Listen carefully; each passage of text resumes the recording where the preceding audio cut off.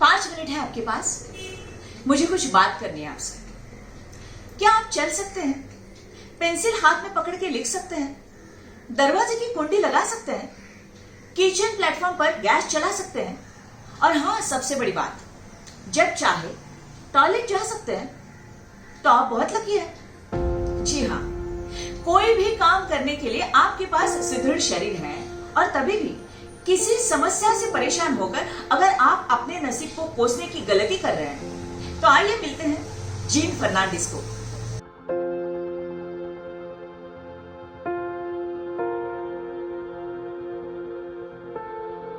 जब मैं 8 महीने की थी तो मुझे बुखार आया, और वो बुखार में मुझे गलत इंजेक्शन दिया गया, और उसकी वजह से मेरा पूरा शरीर एक विकलांग, मतलब कमर से पूरा विकलांग बन गया।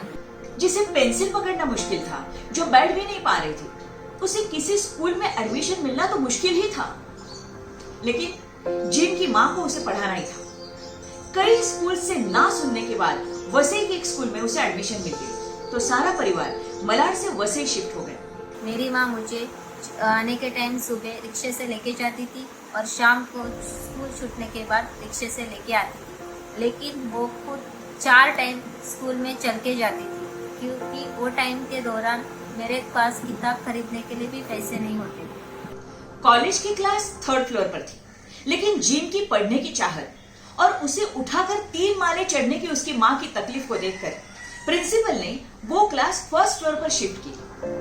जब 11वीं का लास्ट का एग्जाम था, तो मम्मी मुझे रिक्शे से लेके आने के समय वो गिर गई, और उसकी रीढ़ की हड्डी में गैप आ गया, इसलिए उसको मुझे उठाना इम्पॉसिबल हो गया, और इस तरह से मेरी पढ़ाई उधर ही रुक गई। जीन की बीमार माँ चल बसी। अगले 1.5 साल में एक एक्सीडेंट में पिता का भी देहांत हो गया। मुझे अपने खुद के पैरों पे खड़ा होना था। एक जगह एग्जीबिशन की एड देखी, और वहाँ पे मैं अपना फ्लावर मेकिंग, ज्वेलरी मेकिंग जो मैं खुद बनाती थी, और गिफ्ट आर्टिकल वो बेचने लगी। विराट ट्रेन में चढ़ना कितना मुश्किल है आपको पता है ना? जीन ने 2 लड़कियों को काम भी रखा था। एक एग्जीबिशन के सामान को उठाती थी, और दूसरी जीन को उठाकर ट्रेन में चढ़ती थी। ट्यूशंस, एग्जीबिशंस, आयुर्वेदिक कंपनी का मार्केटिंग, सुबह 6-7 बजे से लेकर रात के 3-4 बजे तक जीन काम करती थी।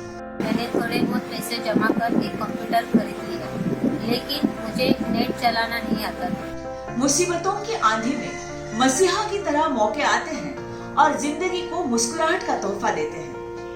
आशीष, प्रसाद और धनश्री थे तो अजनबी, लेकिन रिश्तेदारों से भी ज्यादा अपनापन उन्होंने दिखाया। मैं उबेर चलाता हूँ।